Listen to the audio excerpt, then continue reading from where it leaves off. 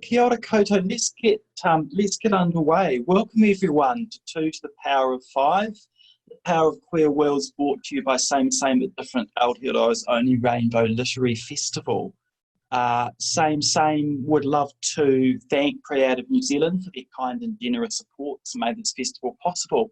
Everyone, I'm Chris BRICKELL. I'm going to be chairing this wonderful session with Chris Tees and Emma Barnes, and we're going to be talking about a really exciting new anthology of queer writing that Emma and Chris are working on right at the moment. Not quite as we speak, because they're here as we speak, but I'm sure on the weekend they'll crack back into it again.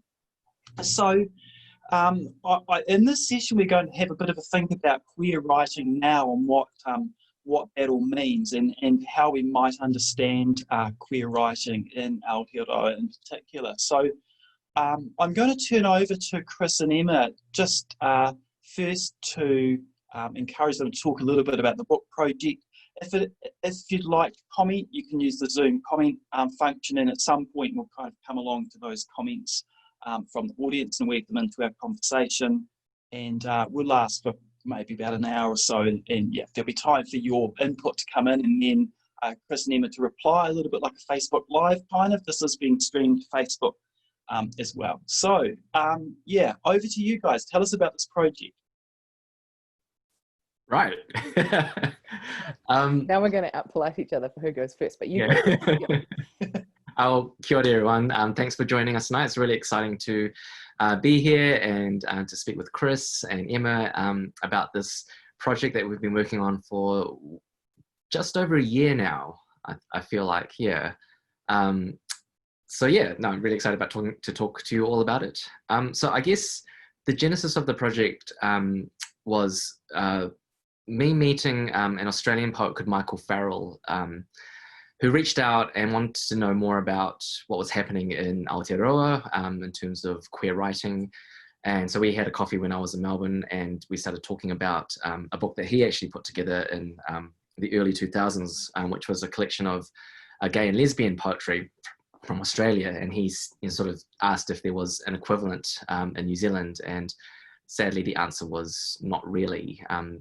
There have been some anthologies done in the past, but nothing recently. So I started thinking about this, and I ran into my publisher Sam Elworthy from AUP at Going West about 2 years ago, and he said, oh, I want to talk to you about some possible projects, maybe a couple of anthologies. And I said, oh, well, actually, I want to talk to you about a possible anthology as well. And it turned out both of us had been thinking about doing a queer anthology. So it was kind of serendipitous that we were both thinking about that. So I said, all right, I'll put together a book proposal, and yeah, the rest is history. Now we're doing it. Yes, I don't have a huge amount to add to that, except to say that Chris got me on board to be, I guess, the hard ass in the equation. Sometimes I think I'm pretty good at saying no and making decisions, and I think that was part of the attraction of having me as a partner. But I was pretty enthusiastic about the idea early on, but also had lots of questions about whether I was the right person and who should be doing it and all of that, which I think is pretty natural, but decided that actually it was something that I really wanted to do and felt like I could really contribute to. And so that was how I got on board a little bit later. So when the two of you did get together and you talked about the anthology idea, what did you do next? I mean, how did you make it start to happen as a project?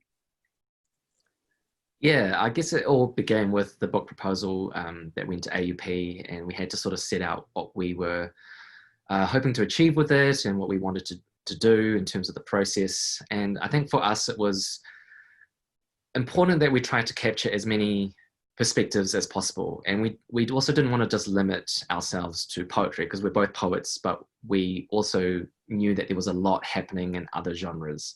So we kind of really threw the net quite wide, and we're very open to selecting work from all sorts of genres. So we've been selecting poetry, fiction, creative nonfiction, script excerpts, and comics. So it's a very broad anthology. And We also decided we really wanted an open submission period because we knew that there would probably be a lot of writers that we weren't familiar with or that we hadn't heard of before. But also we wanted people to have the opportunity to put themselves forward for it, because we didn't want to guess people's sexual orientation or identification, and that actually opened up a lot of avenues for us in terms of people putting themselves forward for it, and people that we knew but didn't know had identified as queer.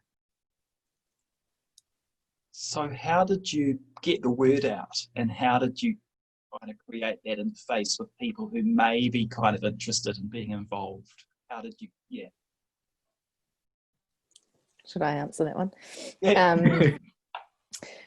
I think that really for us it was social media. I mean, Instagram and Twitter and Facebook obviously were huge sources for us, and I think that the post just got shared and shared and shared and just went network to network, and I've had people tell me that they had friends refer them because hearing about it and telling them to submit. So I think it really just became a word of mouth thing, and I guess both Chris and myself are quite deeply connected in those communities, which then reconnects through other parts of those communities. So I was pretty hopeful that we could keep that cycle going to reach places that Chris and I, weren't in, but that we're connected to through the fact that New Zealand is, pretty tiny and well connected all over the world. You can go to Alice Springs and see a picture of one of your exes on your sister-in-law's art wall. Like, that actually happened to me a couple of years ago, and it was a photograph taken by a queer New Zealander photographing a queer New Zealander, but it was just, yeah.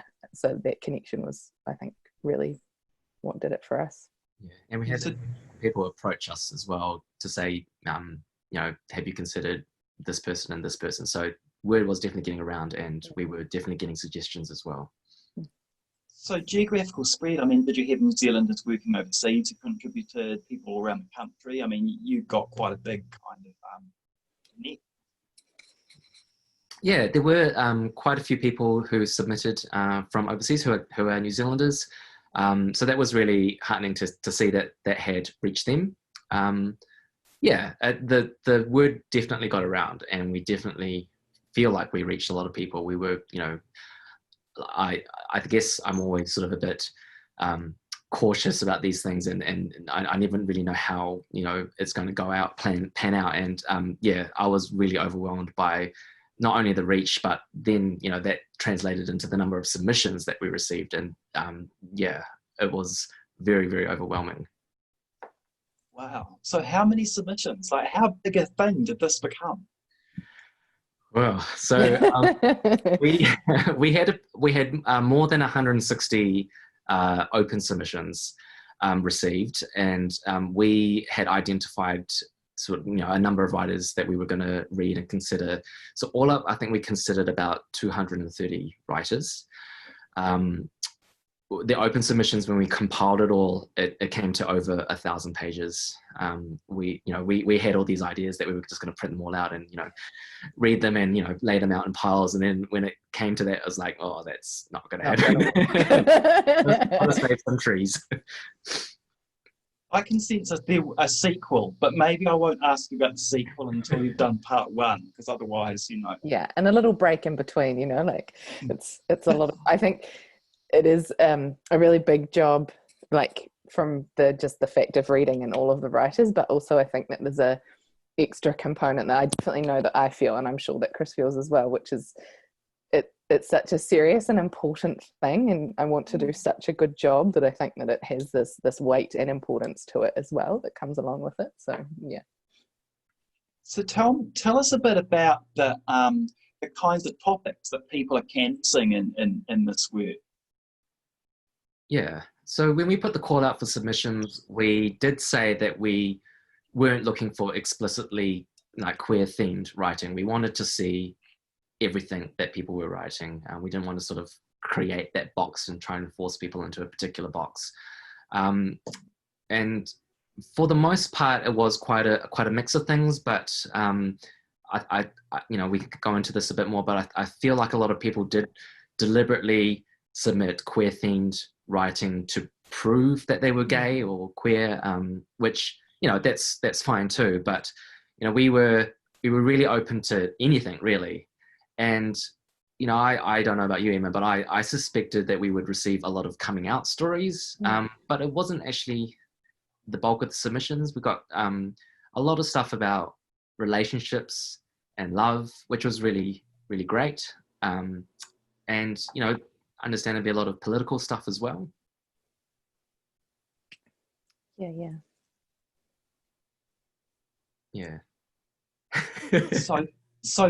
So getting representing that breadth would have been part of how you selected, right? And in terms of getting a range of different kinds of diverse perspectives.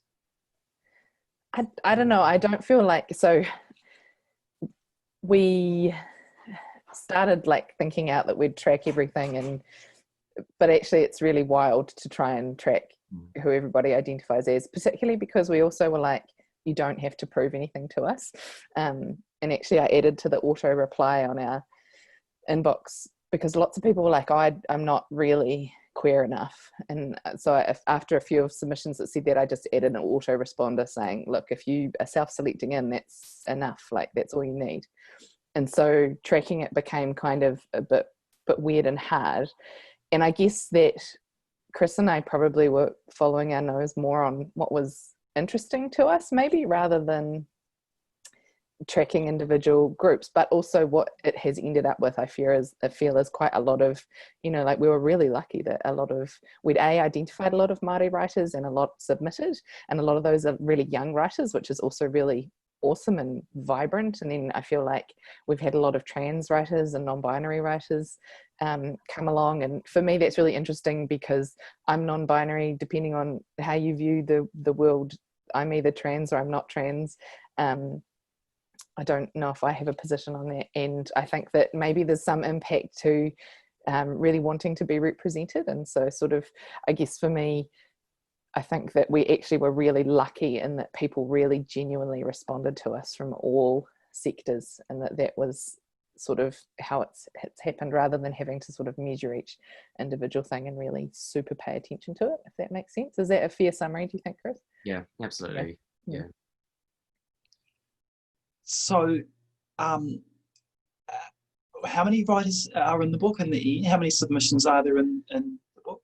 So I think we all up considered about 230 writers. Yeah. At the moment, we're sitting at 70 writers in the final anthology.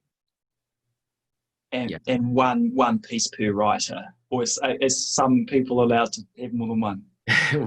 This is actually something that we I wouldn't say like argued about at the beginning. I remember quite early on, Emma said, right, so it's just one piece per person. What sort of genre it is, it's one piece per person. I was like, but the poets, like, quite really short things. And I think we sort of loosened that as we went along. So it's, I think for most of like the prose writers, we've sort of stuck to one prose piece. For the poets, I think the most one poet is represented by is I think 4 poems. So yeah, but usually it's 2 or 3 poems. Yeah, but we didn't want to let that sort of dictate how we selected pieces as well. We just wanted to make sure that we included work that we felt was strong and that we really were excited about, but also would do justice to that person in terms of like how they were being represented in the anthology. And we were sometimes even a little bit cheeky in that if we really loved a writer but what they submitted to us wasn't what we liked, we went and researched and read more widely and then came back to them with pieces that we loved more, which I felt quite hard to do in a way, to be like, thanks for your lovely submission, but actually we like this piece more.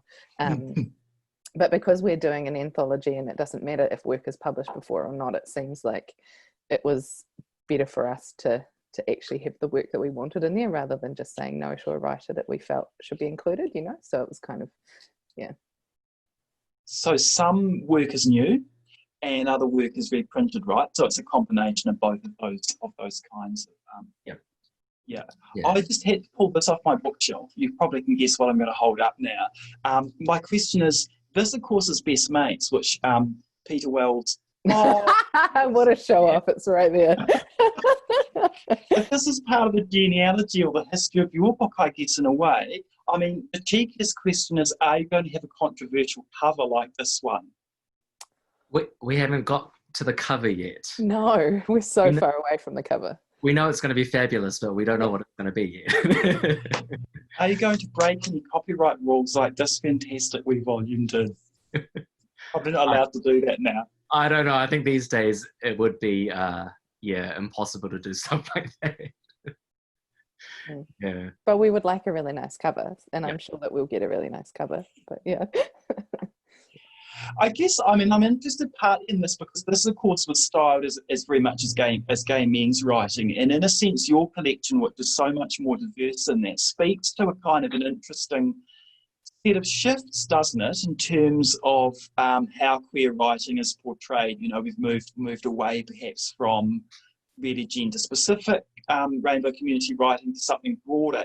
How do you sort of think about that transition and what's happened in New Zealand queer writing in the last kind of 20 years or so since that book came out?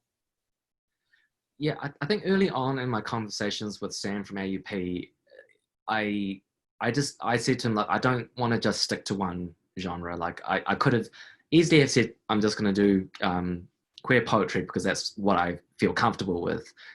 But I felt, no, I think there's an opportunity here to really throw it wide and just see what's out there, because this hasn't really been done before. And, you know, I didn't know whether anyone else would, you know, pick up, you know, doing a lesbian fiction or a different sort of anthology. And I thought, actually, this could be an opportunity to really just sort of draw a line in the sand and, you know, plant some flags and just say, look, this is what we're seeing now from everything, and sort of create, I guess, a baseline or a starting point, so that if someone else does something like this in 5 or 10 years' time, there's something that can sort of be measured in terms of the change. Because you're absolutely right that, you know, there has been this change in especially New Zealand literature in the last few years, especially. But, you know, I wish that we had that yardstick, so that we could actually see how much has changed, and we could actually, you know, point to things and say, look, this is how far we've come. Whereas it just, I mean, it's great. I feel like it's just been this huge explosion of like activity and new perspectives, but it would have been really cool to sort of to show, you know, that progress and that progression. Yeah, totally. Like 20 years ago, I was doing a lit degree at Canterbury University. I'd just come out as a lesbian at the time, was deeply confused about it, didn't really have the language for anything else, hunted for everything that I could find. And part of my role in this is I sort of tend to represent, I guess, the more women and non-binary folks in there, and that Eat These Sweet Words is a collection of lesbian poetry in New Zealand. And then there's another, you know, the Spiral Collective did a bunch of stuff as well. And so I was really hungry for that stuff at that time. I was trying to find it and just sort of couldn't find it. And I think that for me at that time, you know, my sexuality and my gender identity has evolved hugely over time. If I had known about gender queerness or the identity of non-binary when I was 18, it might have made more sense to me that I wasn't exactly a lesbian. But that's what existed at the time, and I was part of a whole bunch of lesbian groups at university. You know, I was part of a little newsletter and a radio show where I reviewed the large genre of lesbian mystery novels, which if you haven't gotten into, that's a big genre all of its own. Yeah, and so for me, like, I really feel like definitely, like, I've been part of New Zealand literature, like not necessarily being published. Like, I think I was slow to get published in New Zealand, but I've been writing poetry since the mid-90s and watching and being part of and reading in that group for such a long time. And I was always like trying to dig out people, like who are the people like me. And sometimes, like, one of my poems that was selected for Best New Zealand Poems in about 10 years ago is a queer love story. And at the time I felt like it was a little bit awkward that it was selected, and it was sort of really, I don't know, it was really hard and strange to sort of feel at once both deeply visible and then really invisible. So yeah, I really, you know, total what Chris is saying about trying to capture now and start something so that we've got a bit more of a legacy to go forward with, because, you know, there was stuff in the past, but it's just not as regular or as complex, I think, as I would have liked to have seen. So yeah, so things have changed quite a bit. I mean, just as a little aside, Felix has just asked about lesbian mysteries. I'm actually a massive fan of mysteries myself. So I think as a little side before we move on to talk about your collection, because I do have some more particular questions. Can you tell us some more about lesbian mysteries? Look, this is 20 years since I've really been reviewing lesbian mysteries, and I think there is actually a very prominent New Zealand mystery writer who is a lesbian whose name I've totally forgotten. This is what happens when you put me on the spot. Maybe I can send some recommendations later. But I used to get sent by publishers. I don't know how they knew about us. It was Lesbian Radio in Christchurch, and there were just piles and piles of them. And I'm sure if you go to a library catalogue and look up the keywords lesbian and mystery, because you know how they catalogue stuff, you can find, you will be fine, like no stress about it. But there's like probably Rita Mae Brown is a really famous one, but not always the content is lesbian, whereas there are quite a lot that are, yeah, lesbian mysteries. Anyway, sorry, that's a total flake answer because I didn't have anything prepared there. But oh no, I mean, I'm actually thinking there's an interesting genre of American gay male mysteries as well, and I'm in the same position as you, Emma. I can't actually, to my embarrassment, name any of the authors. Yeah. There are a number of there's a number of them, but we'll just have to leave it at that and say, Google is your friend. There's a rich Google historical record. Yeah. But definitely some interesting genres there.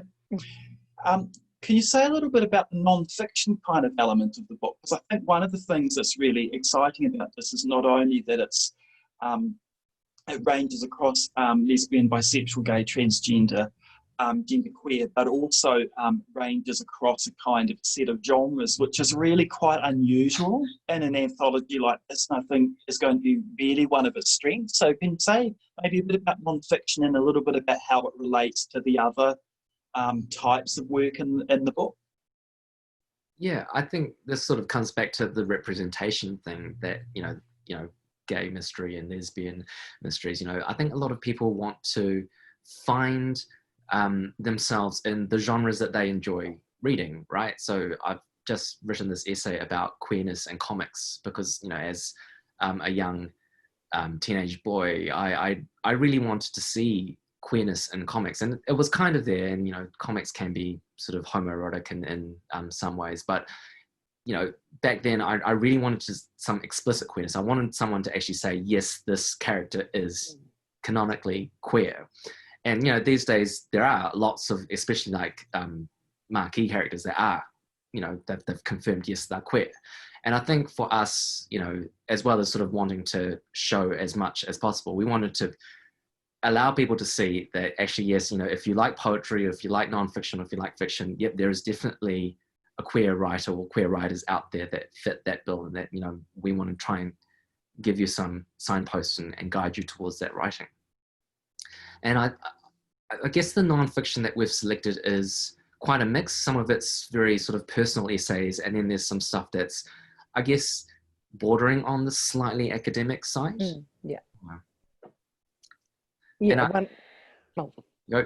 One of the writers is actually more well known for academic work and has written what could be described, I guess, as a bit more of a personal essay. And so, like, I think I loved that. Like, I just kind of, and another one of the writers that we're looking at including is someone that, I came across at university, and again, is more academic. So I really like that it all mixes in together. Like, to me, I think sometimes there's an artificial separation in the world between academic writing and all of the other different types of writing, and I'm really keen to see more connection there as well.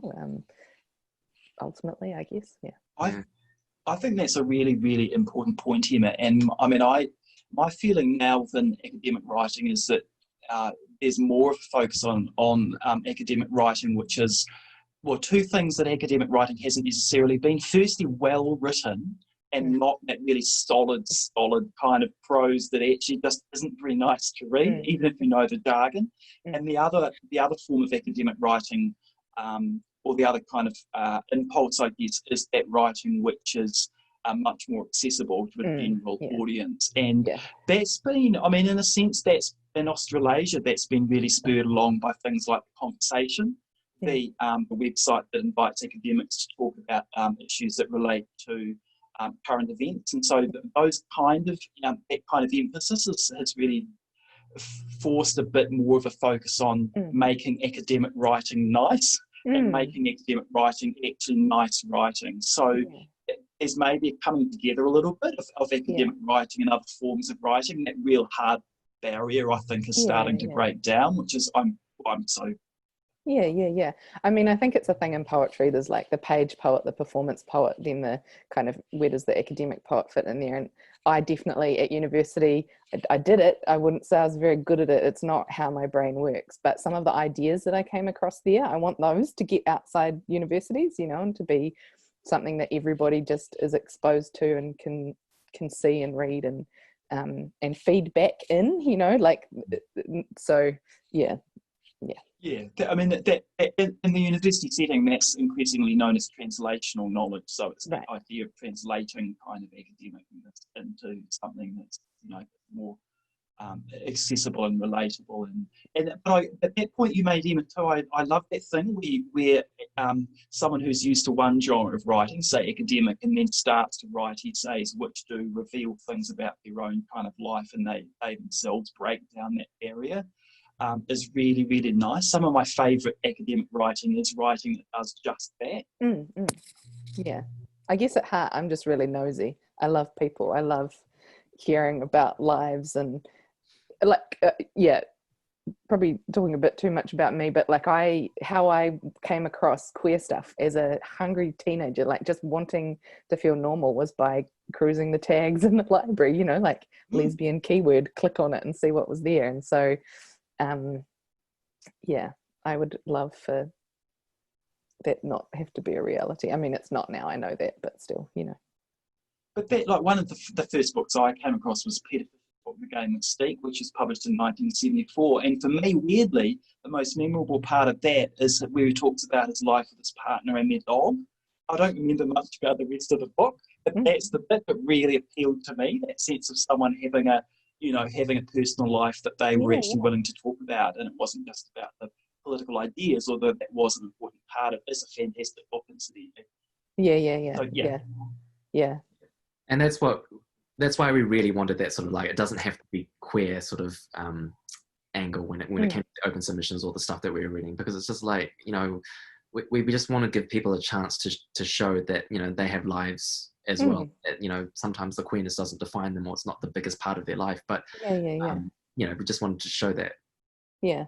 And I guess also to point directly at, sometimes I think when you're a writer from a group that is marginalized or otherwise excluded from sort of, I guess, mainstream literature, you often feel like you're performing sort of, you know, an act of what your identities are. And I just feel like, you know, there was a really great Radio New Zealand piece on, I think they called themselves Space Māori, you know, like writing sci-fi and futuristic music. And, you know, I really want queer people to be able to write science fiction that's, you know, maybe it has some queer content, but that it's not the be all and the end all of everything that they do, that it's all who they are, but that they get the same freedom as, you know, everybody else to experiment and try things. And I think there's a whole project here on queer people's relationship to science fiction. Because actually lots of us grow up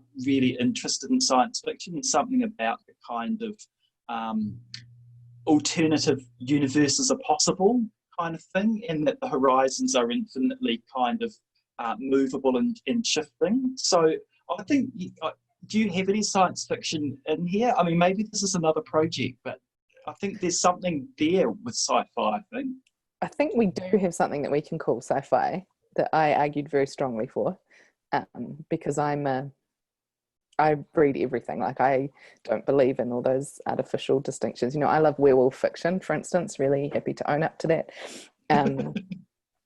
You know, so yeah, I really also wanted to go everywhere, to have speculative fiction. Yeah.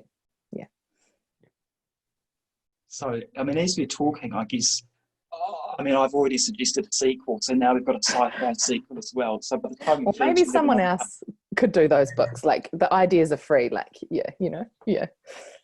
And we're seeing quite a lot of comments coming through the bottom about real kind of clicks for the sequel.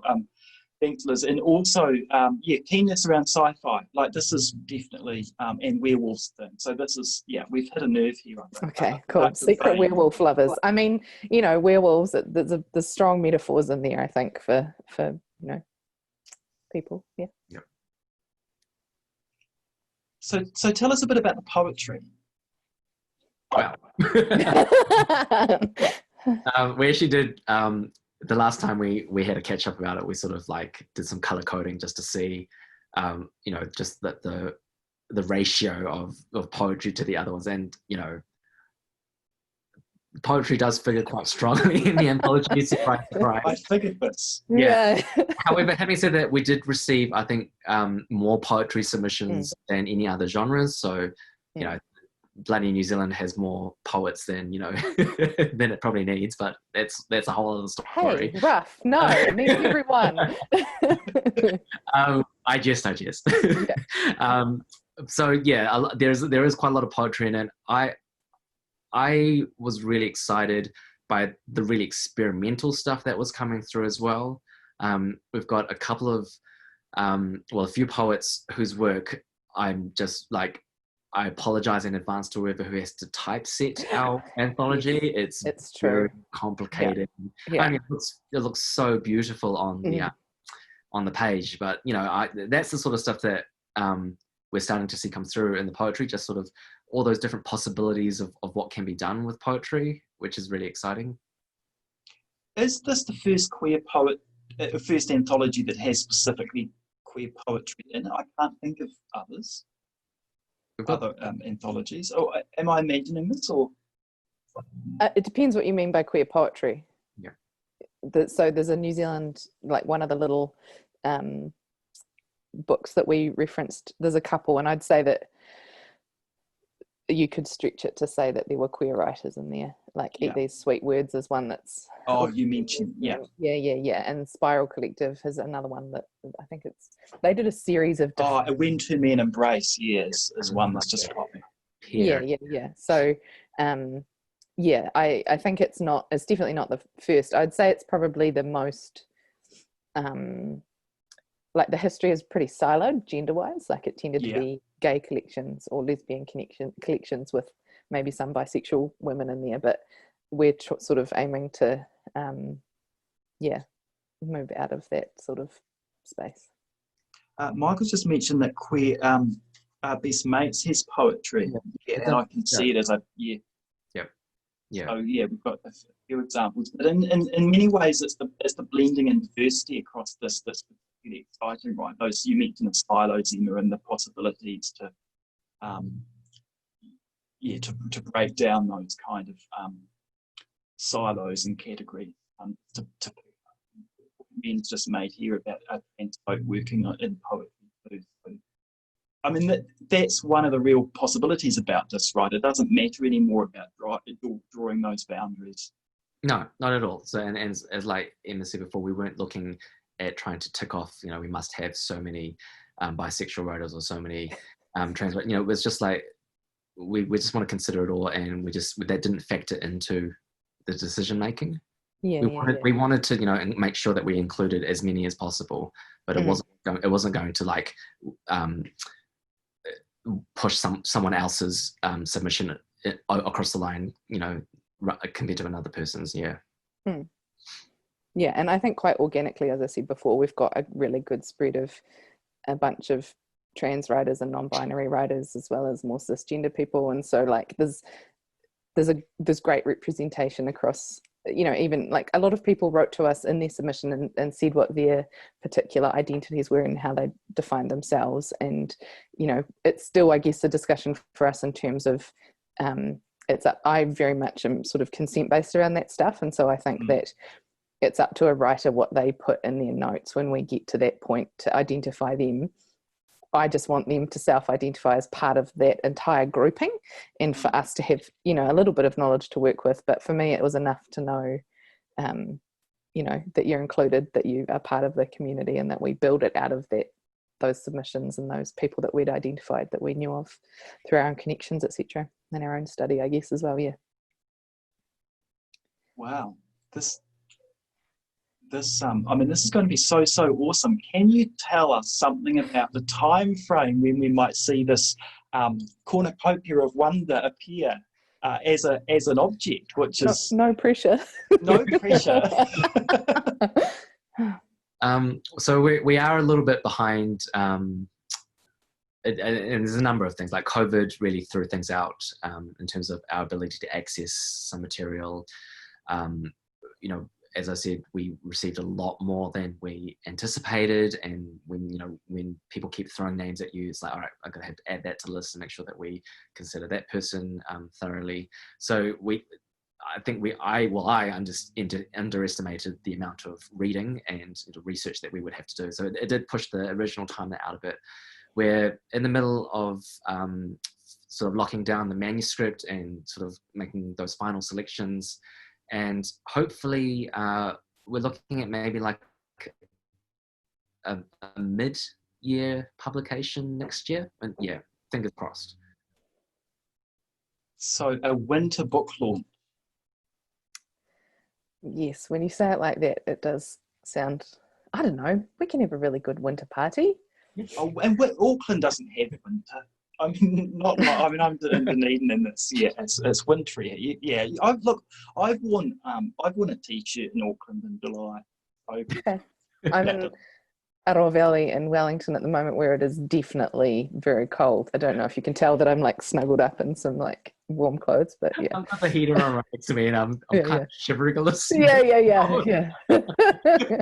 Oh, look, I lived in Aotearoa Valley for a while too, and I remember the valleyness and the coldness, how that happens. So, daffodil. Ven says there are daffodils in Northland. So Northland is a tropical paradise. Northland. Yeah, I would be pro that. Yep.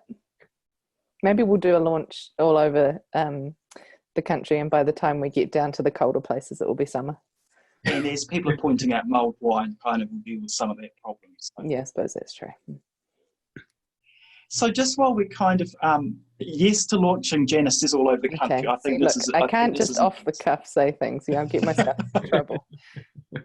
So I think really, Sam needs to cough up for at least a Wellington and Auckland, a Northland, and maybe Christchurch or Dunedin, or Bluff even. I mean. Yeah. Well, what I would really like. And Palmy, says Johanna. So we're up to about 6, I think. What I'd really like is to actually, have the finished anthology as an opportunity to, launch not only the writers that are included in it, but, give a platform to writers that aren't included in it, and create events where we can have, everyone coming together and reading the work all over the country. I think, something like this, yes, there's going to be people that are in it and people that aren't in it, but, it's still anyone's game, and we want to make sure that we reach as many people as possible and involve as many people as possible. That's such a cool idea, right? So in fact it becomes bigger than the book in terms of who might be able to participate. I mean, the other thing, of course, just thinking about the session that we're doing now, which is the first in several sessions running as part of the 2 to the power of 5 program, where our COVID lockdown has taught us that Zoom actually allows these wonderful events to happen in we're all over the country participating in this, right? So that adversity in a way has given rise to us being more aware of some of the possibilities of being able to do things virtually as well. So I think, so many possibilities. Daffodils, mulled wine, Zoom, fluffy toys, pets, warm coats. I think mid-year is perfect for a launch, absolutely.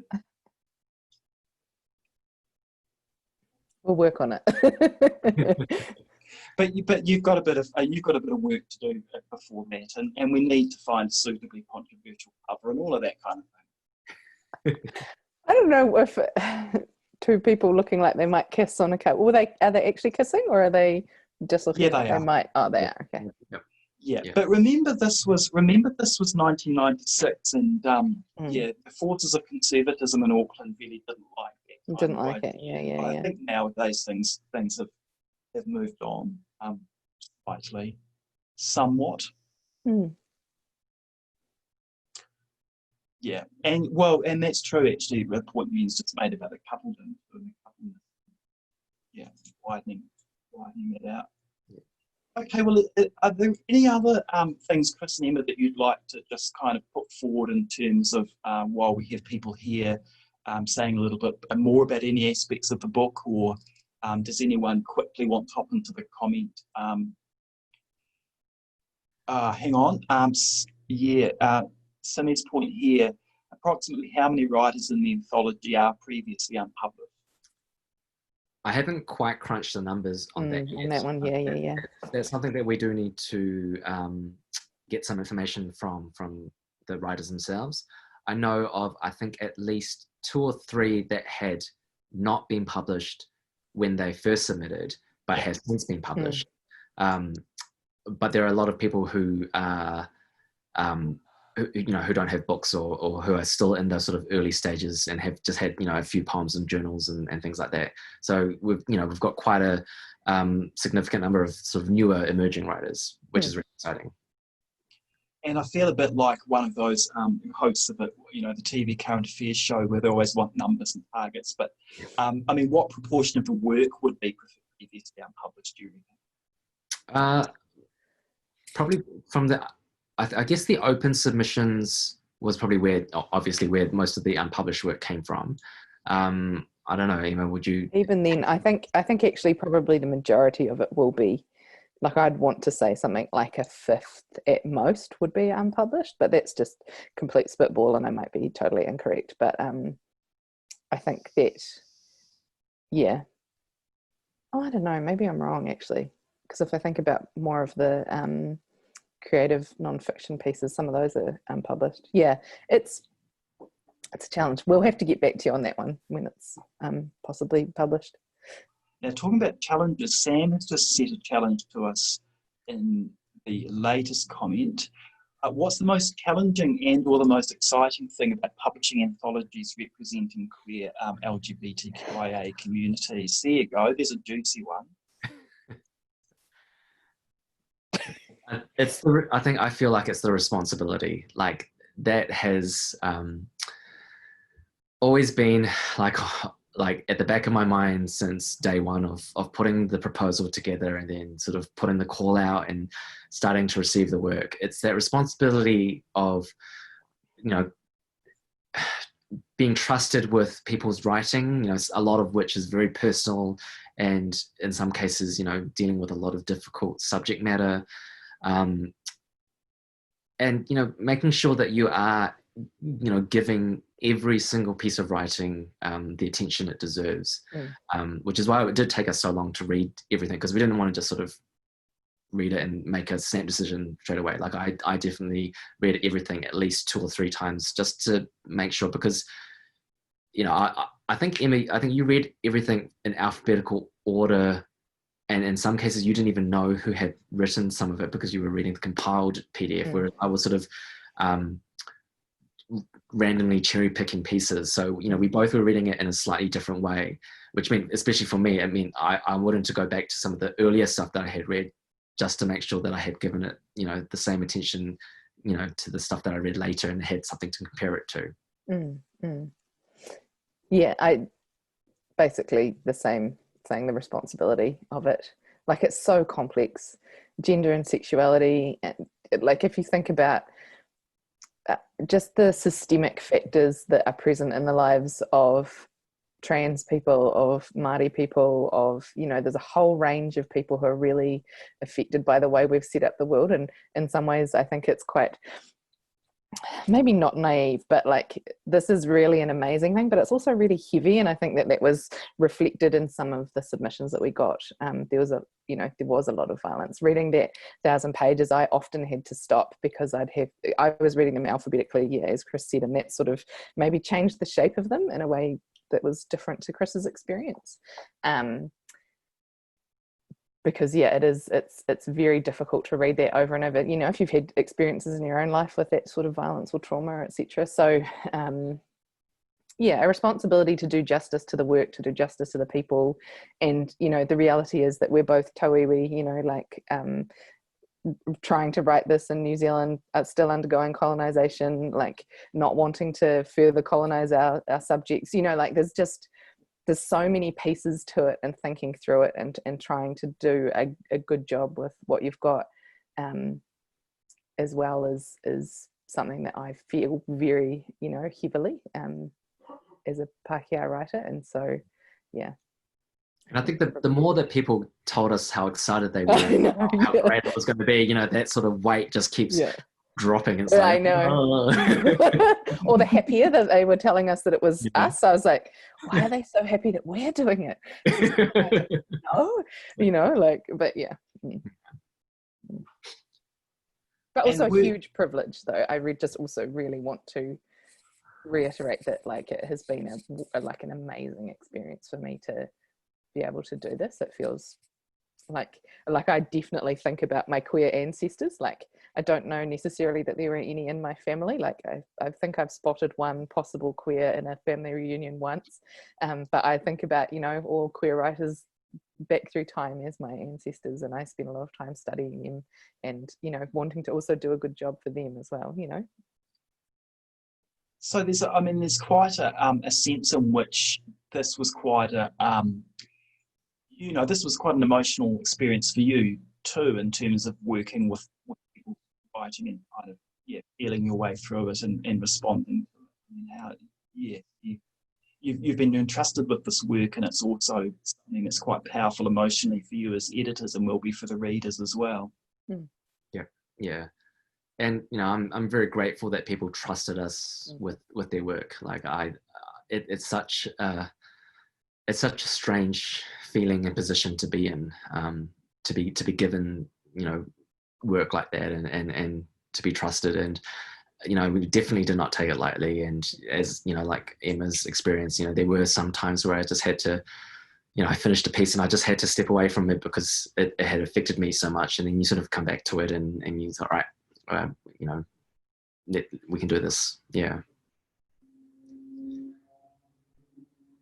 it's a part of editing that kind of sometimes isn't visible, right? Because the reader reads a final kind of version, so that the kind of the feeling of editing it and of doing it and what it is like, and being entrusted with work and working with it, is kind of often drops out of what we see at the end in a book, which is why sort of working our way through it in a session like this is so interesting, seeing what a whole set of intricate processes look like. Mm-hmm. Yeah, it's not a nice position to be in, to have to then, you know, sort of pass judgment on someone's piece of writing, or, you know, compare it to another piece because they talk about similar things and wondering whether or not, you know, only one of them deserves to be in it. It's such a responsibility, and, you know, we definitely had a lot of conversations between the two of us about how we were going to approach it, and in the end, you know, we've taken it very seriously. And, you know, I hope people realize, or, you know, see that, you know, the pieces that we've selected are the ones that you know, we personally enjoyed and personally wanted to see out there, and it's not a comment on what didn't make it in. Yeah, we only had, you know, roughly we've been given 300 pages, and 300 pages even for sort of 70 writers is going to be a bit of a stretch, I think, at times. So it's just a fact of editing that you have to leave some people out, and I think that all writers are very familiar with it, right? You know, I've certainly been rejected 10,000 times over my publishing career, which is actually, I think, a superpower, to be able to be okay with being rejected.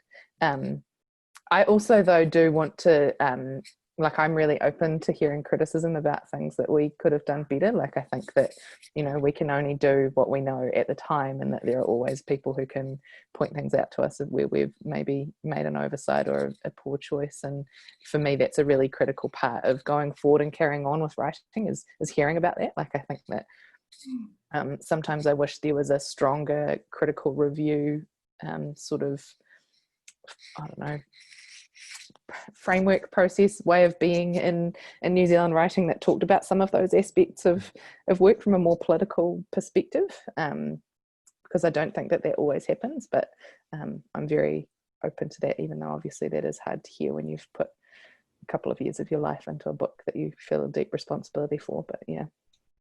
Yeah, I mean, the other, just something that's occurred to me too, is you've been talking, I mean, part of putting this together, it's not only what's in and what's out, but it's what's where. So do you, I guess as you put it together, is another consideration thinking about how the different pieces might talk to one another and what might sit interestingly alongside what else in terms of how you then curate that kind of collection? At the moment, we've definitely had a lot of thinking about this. So the original book proposal was to do a survey of writing from 85 onwards. We thought that would be a good time period and chunk to sort of work within and at least give us some constraints. And I thought maybe we'll do it by, chronologically so that we can kind of chart a bit of progression. But I think what's happened is, so much has been happening in the last few years that the selection is sort of more contemporary than we first imagined. So I thought, well, that doesn't really work in terms of a chronological, because you kind of go from like this to this quite suddenly. So what we've actually kind of done at the moment is ordered it alphabetically. And I kind of like it. There's no sort of... Alphabetically by first name though. By first name. Yeah. By first name. And I think we can, we've stepped back and we haven't tried to force some sort of structure or paired pieces together because we think that they fit together. It's sort of just fallen quite naturally. But at the same time, I feel like we've got a really interesting, strong opening piece that then also mirrors the final piece that we've got. And it's just happened that way. And I like that sort of lovely serendipity. Yeah. Snap. It's funny, sometimes things sort of fall into place in that way. Just a question from Matthew about biographies. You're including a bit of information on each author? Yep. So we'll definitely include biographical information, and Emma mentioned before that we're going to leave it to the writers themselves to decide how much of themselves they want to put into that and how much they want to reveal. Cool. Well, this is going to be really cool and something really worth looking forward to, as well as the launches that we've already all discussed. Agreed to, yes. and all agreed to, and we'll hit up Sam for later on. I think that sort of the questions have sort of slowed through. If there's anything else that either of you guys would like to mention, to plug the book or the project, or signal any kind of imminent challenges, I guess you won't, always know what they are yet, but, it's quite interesting kind of coming in partway through the process and seeing how it's going. I think it's too early to plug the book. yeah, it's not even a book yet. yeah. But I've seen from the participant list that there are definitely a lot of people that submitted to the anthology, and I really want to express how grateful we are in taking them for their interest and for trusting us with their work. It's definitely been an eye-opening experience in terms of seeing just how many writers there are who identify as queer, and that wanted to put themselves forward for this, and that's just amazing. Like, one of the reasons we wanted to do this was to show people that there is this community out there, and there's a community that wants something like this, and we just hope that we do it justice. Yeah, you will, no doubt at all. Hey, well, thank you very, very much, Emma and Chris, for what's been a really fantastic, interesting and tantalising session, and to all of you guys who have participated too and beamed in. So with that, I'll draw a close to the first session, and of course there are several still go, and I will hop in and listen to some of those as well. So yeah, thanks everyone, and enjoy the rest of your evening. Thank you for having us. Thank you, Chris, and thank you, Sam. It's been lovely. Yeah.